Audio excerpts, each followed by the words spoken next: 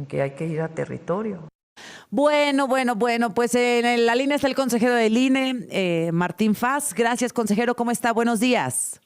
Bien, Azucena, buen día, un gusto saludarte y a tu auditorio. Muy amable. A ver, bueno, pues esta reforma electoral que había planteado ya el señor López Obrador aquel 5 de febrero entre sus 20 iniciativas que, bueno, se están cumpliendo una tras otra. Ya lo había planteado López Obrador, ahora la presidenta Claudia Sheinbaum dice que habrá una reforma electoral. ¿Van por el INE, consejero? Pues tal vez sea alguna de las intenciones. Yo creo que lo que se ocupa es un buen diagnóstico de cuáles son las fortalezas y las debilidades del sistema electoral en su conjunto, dentro del cual el INE, por supuesto, juega un papel fundamental porque es el órgano rector. Pero hay otros elementos del modelo electoral pues, que deben revisarse. Por Analizar, ejemplo. por ejemplo, el voto obligatorio, como en muchos países, sí. o como por ejemplo votaciones primarias abiertas, para que la ciudadanía elija, sin necesidad de ser integrante de un partido, a quienes quieren que sean sus candidatos. Este es un procedimiento usual en varias democracias de la región y también de otros países. Pues esos serían algunos elementos, por ejemplo, que habría que considerar. Fíjese qué interesante, consejero, porque de lo que habla la presidenta es de disminuir los recursos, de disminuir el dinero que ejerce el INE, porque dice que es muchísimo y que nos cuestan muchos millones de pesos las elecciones, y la otra desaparecer los plurinominales, por ejemplo.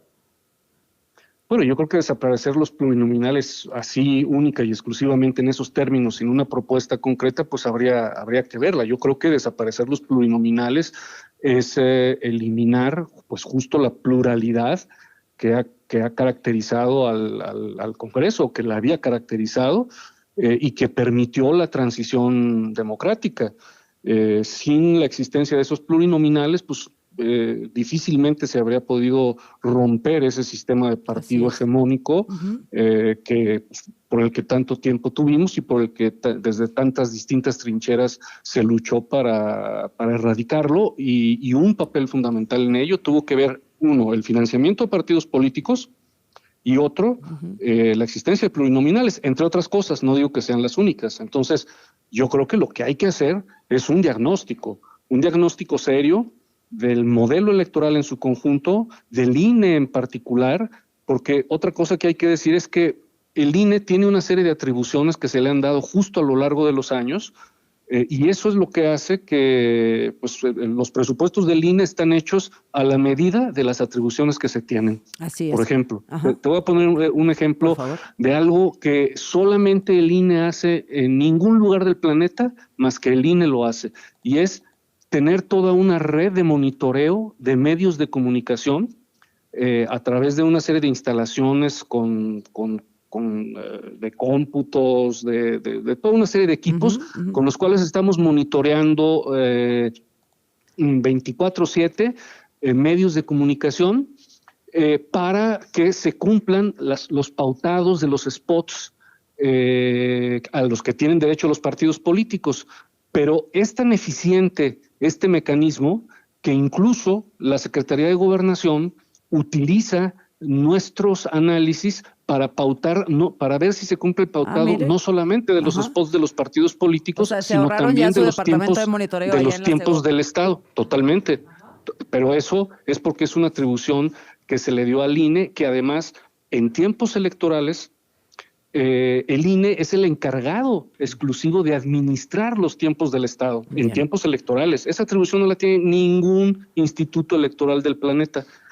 Y además, en tiempos no electorales, le hacemos ese trabajo al propio gobierno de monitorear que efectivamente los spots que las concesionarias tienen que poner, porque a final de cuentas esa es, digamos, una de las formas en que las concesionarias pues cubren, es dar un determinado tiempo al día para spots oficiales, y eso lo hace el INE. Eso, pues claro que cuesta. Déjeme preguntarle, en caso de que se concretara esta propuesta de la presidenta Claudia Sheinbaum de eliminar plurinominales y bajar el presupuesto, que es dos de las tres cosas que puso sobre la mesa apenas, ¿A dónde iríamos? ¿Seríamos capaces de sostener la línea democrática en el país? Pues creo que se debilitaría a la autoridad electoral, que ya de por sí tiene límites, porque también los tiene, y sí creo yo que no ayudaría a una consolidación de carácter democrático. Por eso digo, tenemos que partir de un diagnóstico serio, Ujú. tanto del INE en particular, del modelo electoral en su conjunto y por supuesto de la democracia en nuestro país y hacia dónde queremos avanzar. Pues, ujú. El INE es el resultado de una lucha ciudadana de décadas, y que debe de ser preservada en su autonomía. Se le podrán quitar atribuciones o poner más atribuciones. De hecho, no ha habido reforma electoral en la que no se le aumenten atribuciones y Sí, por lo mismo, pues aumenta el presupuesto. O sea, claro. el INE no presupuesta nada que no tenga que ver con las atribuciones que tiene, Ahora, incluyendo algunas atribuciones únicas que tiene a nivel mundial, como es esta que te cuento, y por ejemplo la de fiscalización, que si bien no es única a nivel mundial, hay que decirlo, sí hay pocos institutos electorales que realizan también un trabajo de fiscalización y sobre todo con un sistema de sí. fiscalización como el que el INE tiene. Es el consejero Martín Faz. A ver, me suena muy interesante esto del voto obligatorio y las votaciones primarias abiertas en los partidos políticos. ¿Cuál sería una idea general del voto obligatorio? Por ejemplo, no sé, no se me ocurre otro país porque es el que tengo en la mente con este tema del Poder Judicial, Bolivia. Hay esa fuerza que vayas a votar, por eso hay un montón de abstencionismo. De votos nulos, pues en el tema del Poder Judicial, como el 60% vota en blanco, pero tienen que ir porque si no hay sanciones. ¿Por qué el voto obligatorio en Sí, México, consejero? bueno, Bolivia es un ejemplo, pero igual Sí. ocurre en Uruguay, igual ocurre Ujú. en Brasil, igual ocurre en Perú. O sea, hay muchos países en donde el voto es obligatorio. Hay sanciones de carácter económicas o hay sanciones de carácter administrativas también. Y eso permite tener participaciones muy amplias. Por ejemplo, Uruguay en su última elección tuvo una participación superior al 80%, porque eso va formando una cultura democrática, Ajá. ¿no? Es decir, va formando una cultura democrática. Yo creo que es momento de pensar en el voto libre, perdón, en el voto libre Obligatorio. y voluntario siempre, pero en el voto obligatorio, bueno, de hecho en México es obligatorio, pero no hay sanciones. Bueno, sí, entonces no es obligatorio, ¿verdad? Entonces no es ¿Y obligatorio. Entonces creo sanciones que tendría como que qué, establecerse. consejero? Hay sanciones económicas en donde se calculan en base a salarios mínimos o en base a UMAS, según sea el caso, o Ajá. sanciones de carácter administrativo para ciertos trámites gubernamentales en los Mm, que hay restricciones o en las bien. que pudiera haber restricciones. Bueno, pues interesante, interesante. Vamos a ver qué reacción puede haber respecto a esto y a las votaciones primarias, que los partidos políticos abran sus procesos a toda la Sí, sociedad y que nosotros como ciudadanos elijamos qué fuerza, qué personaje representaría cada fuerza política, ¿no? sí, por ejemplo, ese Ujú. es un ejercicio muy común en muchas democracias de la región. Oiga, ¿qué tal el elefante ayer?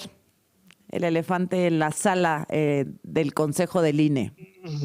Pues la verdad me resultó extraño que el consejero Espadas ¿Verdad tuviera que la sí? necesidad de hacer un Sí, performance de esa naturaleza. sí.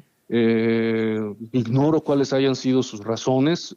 Creo que tuvo un tono burlón y de mofa, que no es el que se estila en la mesa pública del consejo. Realmente me sorprendió. Déjame poner Ignoro contexto. El cuáles sean sus consejero razones. Castillo habla de los acordeones y dice el consejero Castillo y otros, pues que no se quiere abordar el tema de los acordeones que influyeron, obviamente, en la elección de jueces, ministros, magistrados, la elección judicial.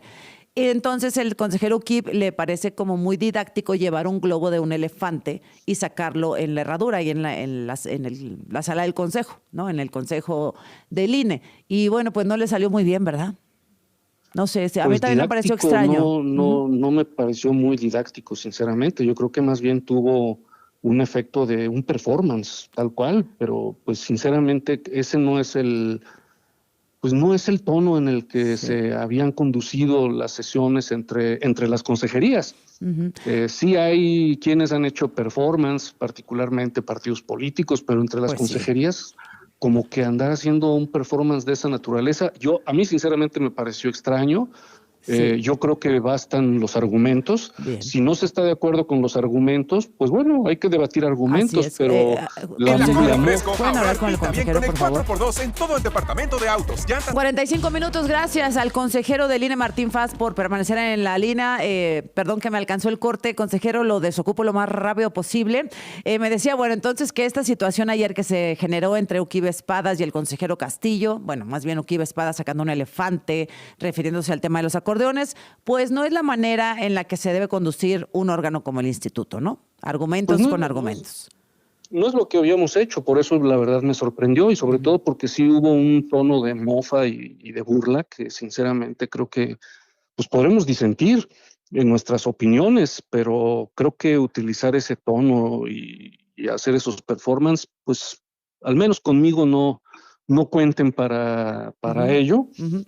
También por ahí hubo muchos adjetivos calificativos de algunas consejerías, considerando que quienes teníamos un voto en un sentido contrario, pues era irresponsable o a una falta de inteligencia y cosas así. Ajá. La verdad me sorprendió mucho que hayan optado algunos de mis colegas en utilizar ese tipo de tono, ese tipo de adjetivos. Yo creo que no es la forma. Podremos no estar de acuerdo, pero pues yo creo que es con argumentos. Y la verdad el performance del consejero Espadas pues me resultó bastante extraño, pero bueno, él Pues sí. sabrá sus necesidades para hacerlo.